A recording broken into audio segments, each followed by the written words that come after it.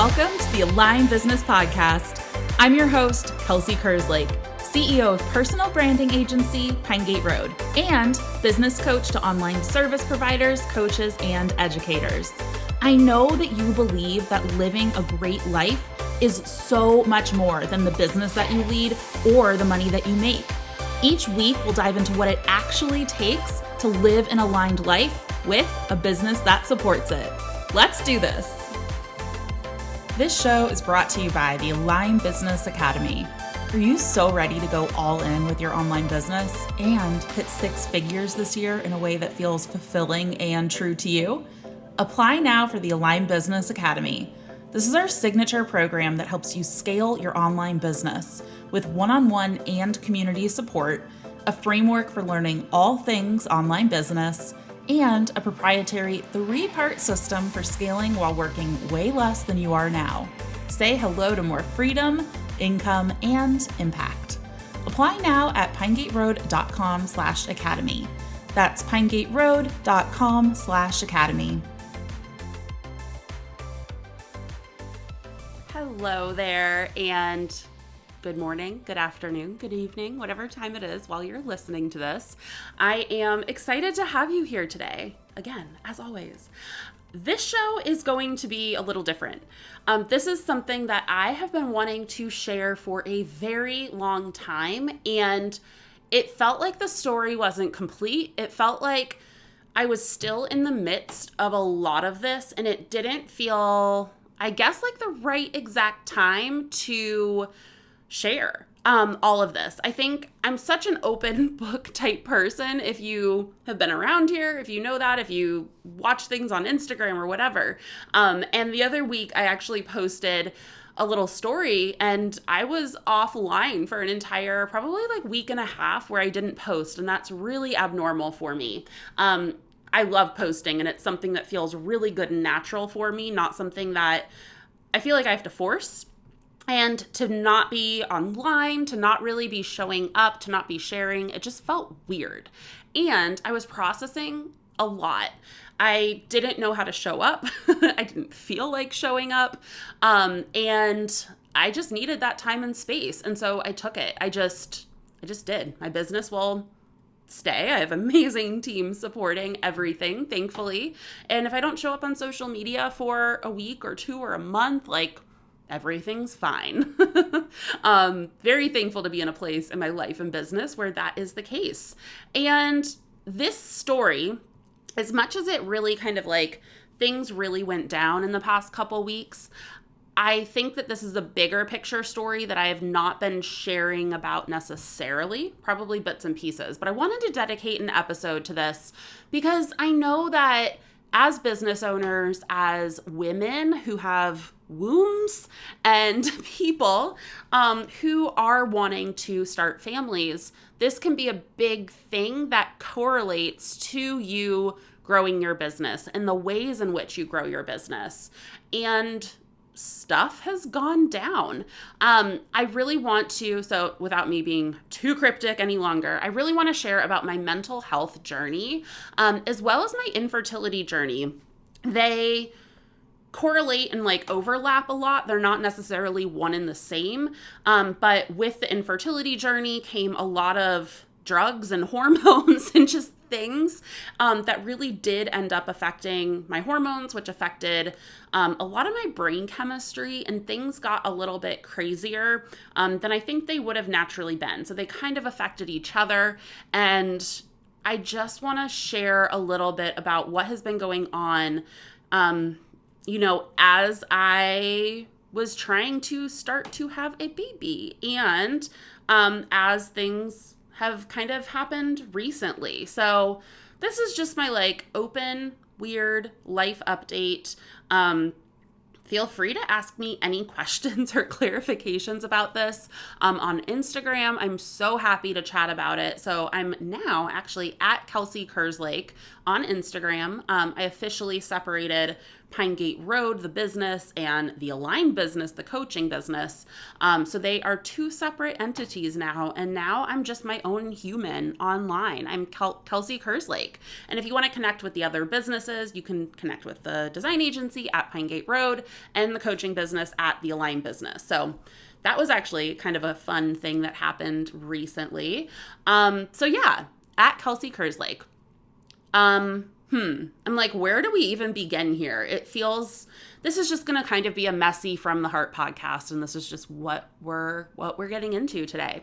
So I think I'm going to go back, so I'm going to go back all the way 5 years ago-ish when I started taking my business full time. This was 2016. I had been diagnosed with endometriosis. I was engaged to Todd.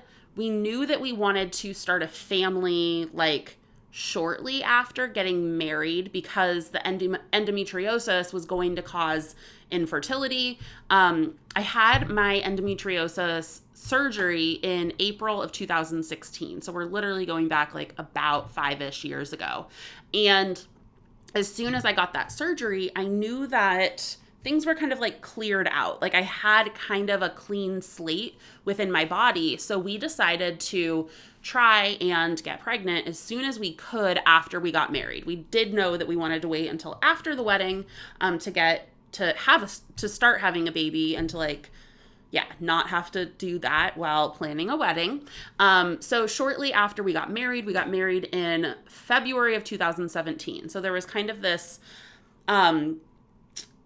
time period when I knew that my uterus was clear. That sounds so weird to say, but there was this time.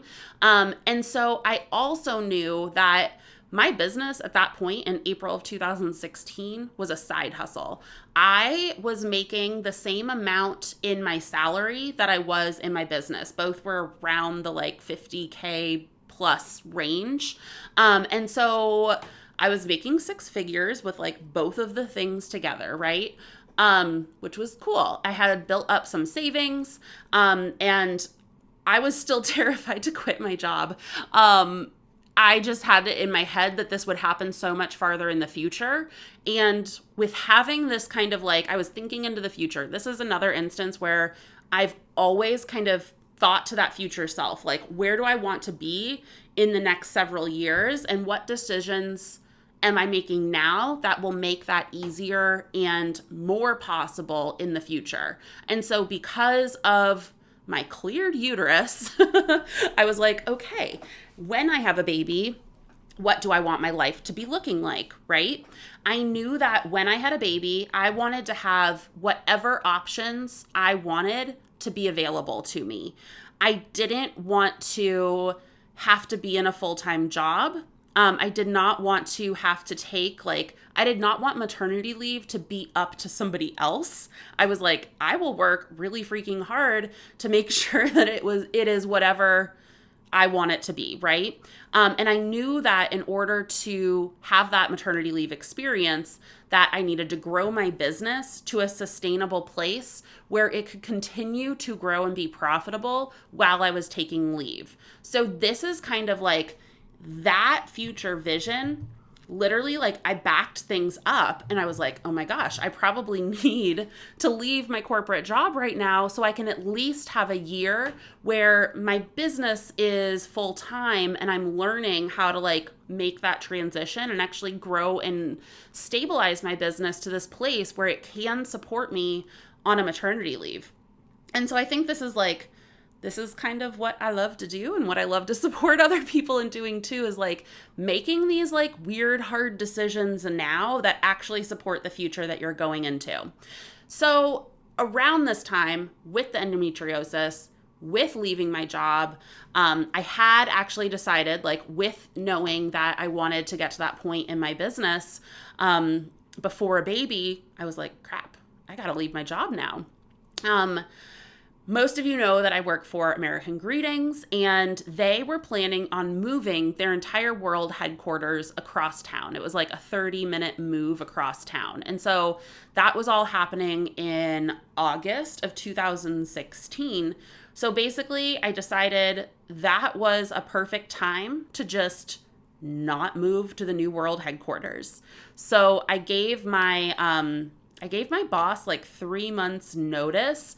It was kind of this here's this future decision that I've made and what works best for our team and the company and all of those things. I know that 3 months notice is weird. It's just what felt good for me. I just wanted to have that discussion with her because those discussions can be really hard and scary. I cried. I cry all the time. And I decided to do that. At that same time, there was that whole summer where I knew I was leaving. I was growing my business. It was this big life transition. I was getting married. I was healing from endometriosis, and my mental health was not okay. This was the second time. I did take antidepressants when I was in college just for a little bit, but I felt like they didn't actually help me. So I went off them pretty quickly. And this was the first time where I realized, I'm trying to do all of these things to make my health better. And the anxiety that I was experiencing was more than what I felt I could manage. It was just, I felt in this constant state of worry, of fear, of my heart racing about every little decision that I was ever making. I was working way too much. I was just taking on a lot. And so I felt I guess my whole background, I've been in kind of the health and wellness industry and been very natural about things. I thought I could meditate myself out of having depression or anxiety. And I think I just got to this point where I was trying all of those things so hard and I just needed the extra support. And I had talked to some close people in my life and just decided that this was a next step.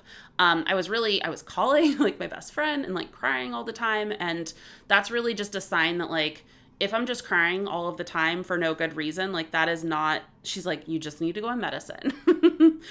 Go get the support that you need. And so after many months of denying that I actually needed it and that I could solve it on my own, I decided to go on some antidepressant medicine. So there's that is a thing about me. And it really, really helped. It was the first time that a medicine had actually it just made being so much easier. I will say that my background has been a lot in more of the anxiety stuff. So less depression, more anxiety and that constant worry. I get a lot of insomnia too. I think my brain just doesn't want to stop. I'm always thinking about clients and just things. And that is something I've definitely had to work on over the years. But that was the first time where I was this is too much. I need some support, and that helped immensely. So that was the first time where I wasn't on any hormone stuff, but I did realize I needed some support with this anxiety that I have had my entire life, and I got it, and things went really, really well. And then, so fast forward, we got married in 2017. I had been growing my business. That first year was pretty treacherous. I don't know if I even share too much about it. I do now, but back then, if you go listen to old podcast episodes, because I actually started this podcast in 2016, I don't know if I was telling the whole behind the scenes, but things were so up and down. I was really just trying to figure this out as I was growing and going and actually being on my own for the first time. And it was interesting. And so we got married. It became summer of 2017. And I decided, because as I was going to try to get pregnant, that I did not want the antidepressants to be in my system while I had a baby. This was a personal choice. My husband and I talked about it. I felt confident that things would be okay without having medication, and they were fine-ish. But it was a lot harder to navigate a lot of the ups and downs. And so a year passes, we don't ever get pregnant. And this is when, I don't know, just everybody's infertility journey is different. But for us, based on our age, I was 30 at the time. And they said, we want you to try for a year before we let you know that like you are technically classified as infertile and need specialty treatment. So we tried for a year. Nothing ever happened. I felt really discouraged. I wasn't getting any support with my medication, and that was just a lot. There was a lot of navigating the ups and downs, but I still felt like I was kind of able to manage it with diet and lifestyle changes until we really started going through the infertility process. And this was now the winter. This was like February 2018. And my doctors decided to do 3 rounds of IUIs to see if that would work with pregnancy. So look that up if you don't know what it is. But it's basically like the first line of defense in trying to get people pregnant if they think that it might be a viable option for you. And with that, they also put me on Clomid, which I think you can also look up, but some people are fine on Clomid. It's basically, I don't know exactly what it is, but it does stuff with your hormones to help you be more fertile or something, produce more eggs, something. I don't know. And so I went on that per my doctor's instructions. And this was the kicker. This was the first time in my life that I really felt depression. And I'd never experienced it before. Before, everything was very much anxiety, and to actually feel the nothingness that came with depression was something I had literally never experienced before, and it was shocking. I remember, and this is still something that like I face when I have my depression episodes, but I just remember like feeling this, the absence of feeling, right? Feeling nothing, and just I remember sitting on the couch, I always sit in the corner of my couch. It's whatever. It's my little safety place. I think my dog is gonna bark. And I remember sitting there just being like, I remember that in the past I have felt joy. So I'm just going to believe that I might feel joy in the future again. But I could feel nothing. I couldn't even think about feeling happiness. I couldn't feel sadness. I never got suicidal thoughts. And I remember sitting there thinking, I don't know if what is the purpose of life? Like, why does life exist? At that point, I was like, I know I felt joy in the past, even though I can't feel anything right now. So I decided to do the only thing that I knew that I might be able to get support with, and that it was going to therapy. And I did that because I was just like, well, this is I guess I had the wherewithal to know that that wasn't normal, and that the way that I was feeling was not how I should be, right? And so I decided to go to therapy because I was just like, I need to talk about these things. This isn't normal, but I also know I should just go get some kind of support. So I did that. We did 3 rounds of the IUI, and every time I was on the Clomid, it was just like that. So I guess I just had some kind of terrible reaction that really aggravated, I guess, the depression symptoms that I'd never experienced before. But I knew that in order to have a baby and all of the things, I just had to go through this process, right? So it was navigating that, and it happened, and I felt better after I didn't have to do any Clomid. That was, I think, probably the worst mental place I'd ever been. Just having the non-feelings and being pretty numb to everything and not caring about anything, just nothingness, right? So yeah, that happened. Shortly after that, we moved through the cycles of starting IVF. So we moved into that. That was, that's all the injections, all the hormones. It's the big hurrah of infertility. And we are very thankful that the first round of it all did work out. And I was officially pregnant with Carter by the end of the summer, and he was born in April of 2019. So throughout all of that, I was having some more, like, more anxiety, depression, but it wasn't terrible. I was able to manage it, and it felt like worth it to be off of the medication in order to not have medication while I was pregnant, which was a decision I was making under the guidance of my doctors. Do not take this as any kind of advice. I'm more just sharing like what my experience was. And so I thought I was fine. All of the things. Pregnancy was good, minus the, just worrying every step along the way. But I think like normal anxiety, not like over anxiety, just normal pregnancy worries, right? And the biggest thing that actually happened was my transition. This is where I'm going to probably start crying.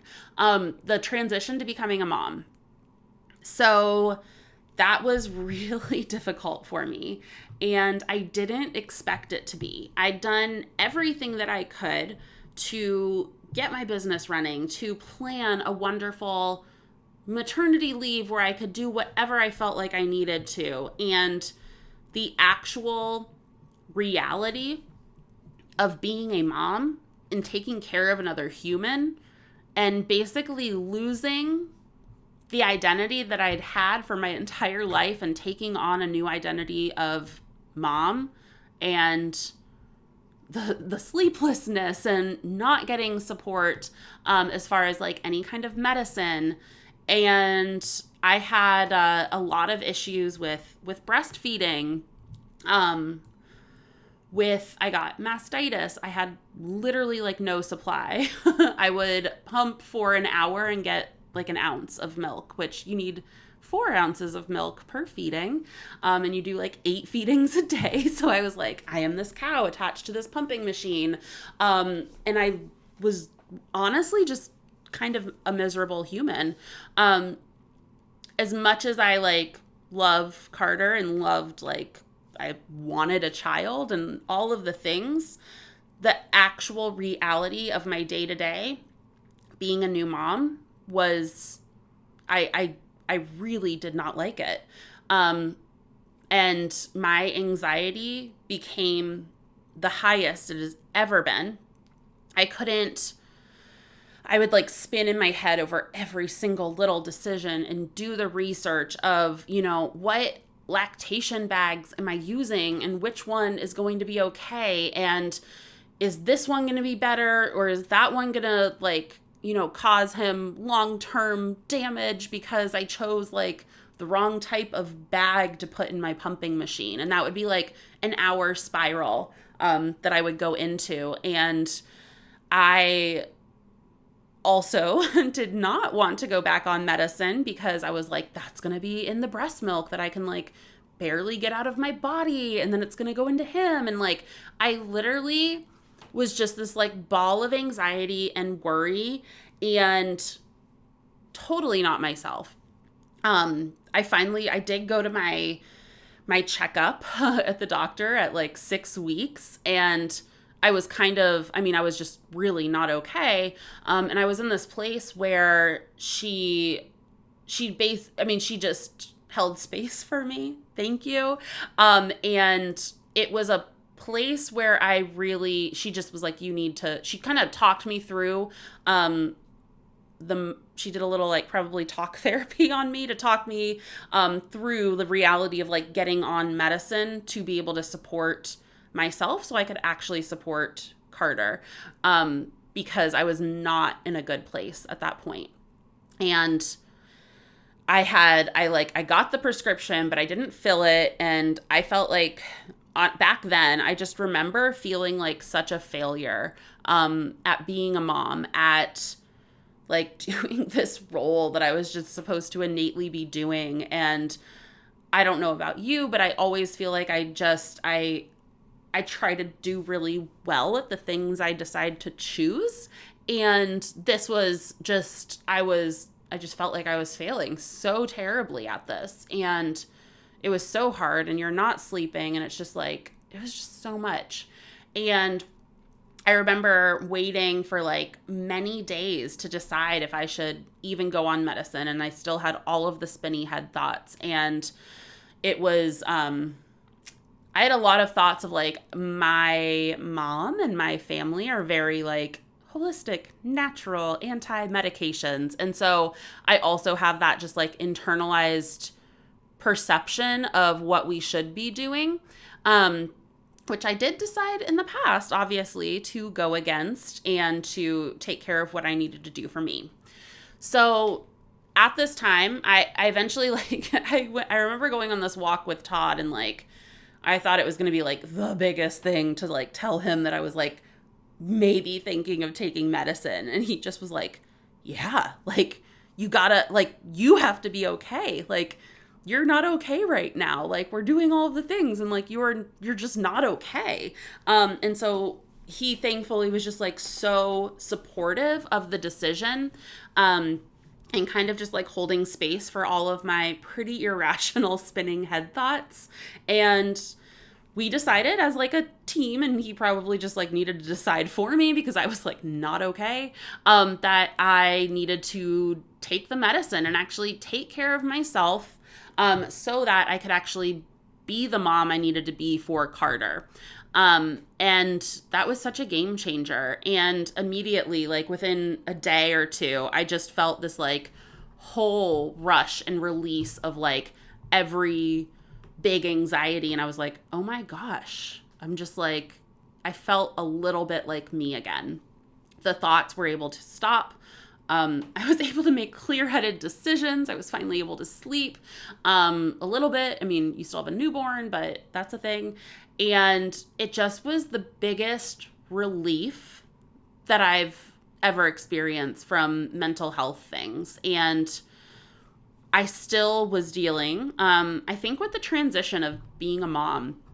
And I personally never really felt the huge, you know how people are like, my life has changed and it was love at first sight and blah, blah, blah, like all the lovey-dovey things.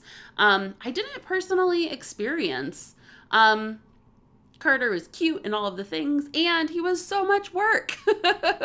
And my just day-to-day living was so different from what I was doing before, and it was a shock to my system. I did decide to put him in daycare at 8 weeks. I was really ready to be able to have some personal self-care time back in my schedule where I was not, I think it's being the mom or parent, you are obviously 100% responsible for this human, right? And the weight of that reality that I had at every second of my being was a lot. And it's like you go into this knowing, and I just also didn't know. I didn't know what that would actually feel like being a mom, and you have to, in a way, put aside everything that is you, to take care of this other human. And that was really a tough transition. And that whole first year was just a lot. I'm so thankful I decided to go on medicine, but the postpartum depression and anxiety, it still continued. It wasn't like it was over. I just had some support along the way. So honestly, it just really was like month by month, day by day, decision by decision, being able to take some time for myself to be able to have support was a game changer. And we got the daycare. That was really helpful. I was finally able to just have some time where like my responsibility was not Carter. I could just go shower or feed myself. And it was like somebody else's on the clock responsibility to, meet Carter's needs. Right. So that whole first year was just, it was really hard. And I thought that after a year, we'd be like, sweet, have one baby. When they hit a year, we're going to go for baby number 2. No way. It did not happen. At year 1, I was like, oh my gosh, I'm like kind of starting to see the light at the end of the tunnel of like actually enjoying being a mother. And obviously like I enjoyed certain moments, but as a whole, I was like, what is this? What happened? Like, this is our life. And I don't want to say this in like a I don't love my son kind of way. That is not the case. Like, it's this immense love and it's this immense like, what the heck just happened? So that's where I was at. And after a year, it really, well, weirdly, after a year, then the pandemic hit. So we were in, March 2020. He turned 1 in April 2020. And so then we were back to the pandemic. We had no daycare. I was back on full mom duty. Todd has a full-time job that he took from home. And my job was the more flexible one. And obviously at that point I have team and all of these, like, I just had everything set up in a way where I had complete flexibility over my business. So I basically took on the full childcare of Carter again. And that was difficult for a couple months. Very thankful, again, for my business and my team that allowed that to be cool and fine and work. For many months, I just worked on nap times. And so I worked probably about 5-ish hours a week if I could, or felt like it. I really was just taking that time to, be with Carter as much as possible. And nap and sleep and take care of myself. And around the summer is when we did find his nanny, who he's still with. She lives in our neighborhood. We've had this little like COVID safe pod.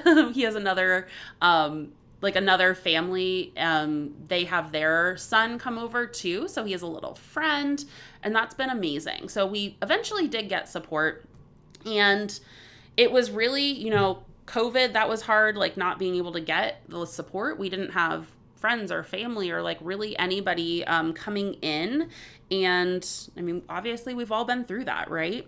So I feel like I'm just giving you the timeline of my whole life. So anyway, that all happened. We made it through the holidays and then into the new year. So now it's 2021. And after this year, I think in January, February, Carter was almost 2. He turned 2 in April. And I finally, it's like the new year kind of hit. It was probably more like February. January still felt like pretty, just a lot of stuff going on. And around February, I was like, wow, I kind of feel like a real person for the first time in like 4 years. I started feeling like myself again. I started feeling like I just had that autonomy back in my life, that Carter was this wonderful asset to our family and this like little being that I love so much. And like, also it didn't feel that immense, like I love him and like he's also this huge responsibility. It almost like the responsibility that we have as parents felt like a joy. And I wasn't really feeling that for a long time. So it finally felt like, oh, yes, we get to like spend time with this little human who is so cool and learning, and just like, I was really enjoying being a mom, which was really awesome. I felt like I was finding my groove after 2 years. And so around this time, it was like, sweet. Like, we knew that we wanted 2 kids. We knew that we wanted to, just start the IVF process as soon as we kind of felt ready to have a second baby. And so February, we're like, sweet, let's start trying to like generally have a second baby. So we started our appointments back up. I had to get a few like tests and things, and there's just like, you have to wait for certain times in your cycle for certain things. And so in April, timing was finally right. I started going on hormones again. I was doing all the shots.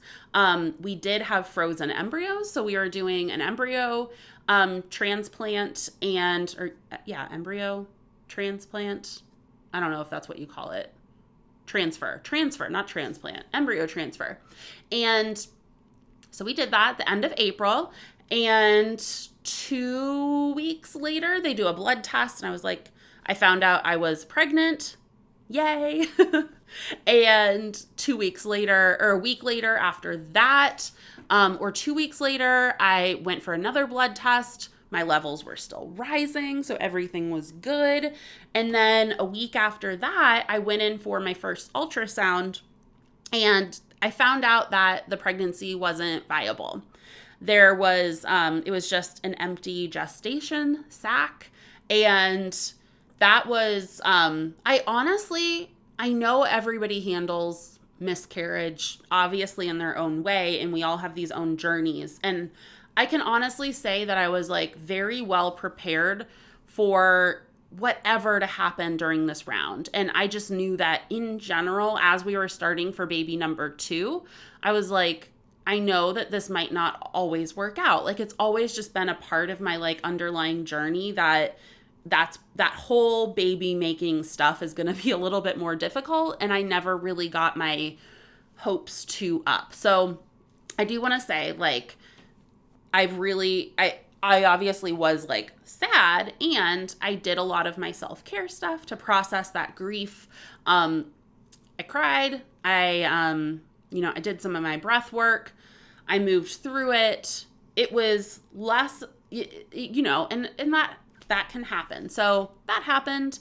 And this was really the start of what happened just like a couple weeks ago, which is kind of what started the catalyst of me sharing this entire story with you. So the biggest thing here was not necessarily that the pregnancy wasn't viable. I was, of course, bummed, and I was just like ready to miscarry and ready to just be like, okay, this one didn't work, whatever. I'll like process and do my grieving, and we'll get on with the next one whenever it's ready, right? And so what actually ended up happening is that I started getting some extreme nausea. They said these are just normal pregnancy symptoms. I did not have this severe of symptoms when I was pregnant with Carter. Of course, every pregnancy is so different. And so I was feeling very, very ill. And it was right around the same time that we were going through some big launches where my team is able to take certain things on where like I don't have to be present if I'm not available. And we have that built into our systems. And at this point, we were doing 2 things where I had planned that I actually had to be visible and doing certain things within the business. So it was just a weird time because I was like so out of it. I was in bed. I was like, if I move, I'm going to vomit everywhere. And it was just the physical ramifications of this were way more than I thought I would have. And it was like being caused. It's like one thing when you're pregnant and you're having those symptoms and you're like, sweet, this is for something. And I was just like, I'm having these symptoms and I'm just sitting here waiting to miscarry, right? That was the weirdest mindset thing that I had going on. So it was a really tough 2 weeks. And I just was like, I'm just not showing up. I'm sitting in bed. I did the bare minimum of things that I needed to get done in order to support the things that were happening in the business. And it was really hard to, I was not passing. Like you basically wait to miss whatever on my journey. I had to wait to miscarry because it was so early on that they were like, there's almost nothing there. So they just wanted me to naturally pass everything that was happening, just like a normal period. And it wasn't happening. So eventually, after 2 weeks of kind of like being in bed, we finally got a surgery scheduled to remove what was going to miscarry. And that I was just so thankful to be able to get that because the physical symptoms I was feeling were just a lot. And as soon as that surgery happened, I felt so much better. I'm back to 100%. I feel amazing, honestly. And I know that going into this summer, I had a call with my self-care coach this week, and I was like, I feel really at peace about all of this. And I know that this the timing was not meant to be for some bigger reason that I don't yet know, but I know that this summer was like not meant to be the time. And based on some of the next steps that we have to take, because I did have a non-viable pregnancy, it's probably going to be 3 or 4 months before we're able to do the process again. So I'm going to have this summer not being pregnant, which is what it was meant to be, right? And so that is what I've been through. And I don't have any lessons for you. Not really. I just wanted to share my story with all of that. I think that sometimes we keep some of these things in. We don't share these parts of our lives because they're hard. They're not fun. And I think sometimes that can make us feel a little bit more alone if we are going through things like this. So I felt it was just really important for you to all hear that part of my journey, to learn about kind of my history with mental health things. I don't feel solved. I don't feel like I have the answers. I'm obviously still navigating it, and I have tips and tools and tricks in my tool belt that I use to, help myself when I'm in certain mental situations, which have been awesome. And I've gotten a lot of healing and coaching and therapy around all of those things because I know how important it is to get that support. I'm obviously, I'm a huge advocate of getting support when you can, and even getting the support when it feels really scary to do so, because we're not meant to go through things alone. And that I have those tools in my toolbox to be able to pull out a good cry, breath work, calling my best friend, a salt bath, going for a walk. Like, I'm just like, what can I do now to heal and process and expel the energy of like whatever is happening? So yeah, now I'm here this week with you all, and I have this new outlook for summer. I'm just going to enjoy it and find some more alignment and like see what the bigger picture is. I don't know why this happened and what it's opening space for, but it's for something. And I'm here for it. And another thing I do want to bring up is actually this time around with getting pregnant for baby number 2, I advocated for myself and I did the thing that I actually probably should have done the first time. And I'm staying on my medicine for this second pregnancy. And last pregnancy, I would have like never done that because I was like, must do everything perfectly to like make this the perfect pregnancy. And this time I'm like, the best babies come from happy, stable mamas. Or that's just my, like, the more I can take care of myself as a human, the more I'm going to take care of the rest of the people in my life. And so I'm choosing to take care of my baseline, mental health and sanity. And for me at this time in my life, that means continuing to stay on medication as I navigate this so that I don't have the same kind of severe reactions going into pregnancy and postpartum for next baby, if and when that happens. So I just also wanted to share that decision. I'm like very proud of myself because past Kelsey would have never been able to make that choice for herself. She would have sacrificed and suffered through it all just to like, I don't know, be more perfect or something. And I'm so excited to have a second pregnancy eventually where I'm going to be mentally more stable. That will be great. I'm really excited for that. It'll be really awesome. I know it'll happen for me when it's meant to. If it's not, it won't, and that's okay too. And yeah, thank you so much for being along with me on this journey and being open to talking about this stuff and hearing about my journey when it comes to health and wellness and babies and motherhood and mental health and infertility, all those things. And again, if you have any questions or you're just like, want to talk about this stuff a little bit more, anything I didn't mention that I know hearing about other people's stories was always so helpful for me. So I'm just like, I'm going to go share my story. Hopefully it can be helpful for you to reflect on if you're going through anything similar. And I'm so here to chat more about it behind the scenes. Well, even publicly, I'm just kind of like, what else would you want to hear? I don't know. So yeah, there's my story.